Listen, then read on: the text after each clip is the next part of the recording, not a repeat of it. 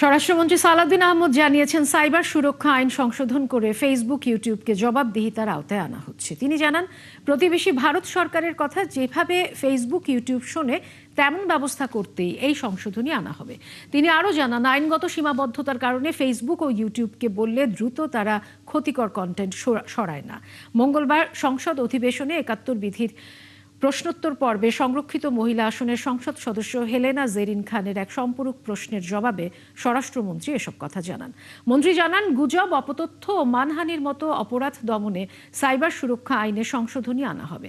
আরেক প্রশ্নের জবাবে মন্ত্রী জানান, মাদক সন্ত্রাসীদের নির্মূল অধিদপ্তরের কর্মকর্তাদের আধুনিক অস্ত্র দেওয়া হবে। সেই সাথে মাদক উদ্ধারে পুলিশ বাহিনীর মতো একটি আধুনিক ড্রাগ স্কোয়াড পাবে সংস্থাটি।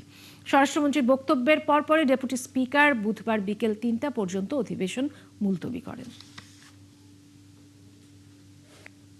আন্তর্জাতিক প্রযুক্তি প্ল্যাটফর্মগুলোকে আমরা আরো সমন্বয় করে এই সমস্ত ক্ষতিকর কন্টেন্ট অপসারণের বিষয়টা একটা সময় নির্ধারণ করে দেব, যে এই সময়ের ভিতরে এই কন্টেন্টগুলো অপসারণ করতে হবে। সেই বিষয়টা আমরা আইনে রাখবো। যেহেতু এখনো পর্যন্ত আইনি বিধান নাই, তাদেরকে আমরা রিকোয়েস্ট পাঠালে, বিটিআরসি থেকে রিকোয়েস্ট পাঠালে আমরা বিভিন্ন অথরিটির কাছ থেকে বিটিআরসিতে দিই, বিটিআরসি সেটা ব্যবস্থা নিতে পারে না। তখন এই মেটা বলেন বা টুইট বলেন, আরো যারা বলেন, তারা বলে যে তোমাদের তো আইনটা ঠিক মতো নাই, সুতরাং আইনি কভার না থাকলে সেটা প্রেশার দেওয়া যায় না।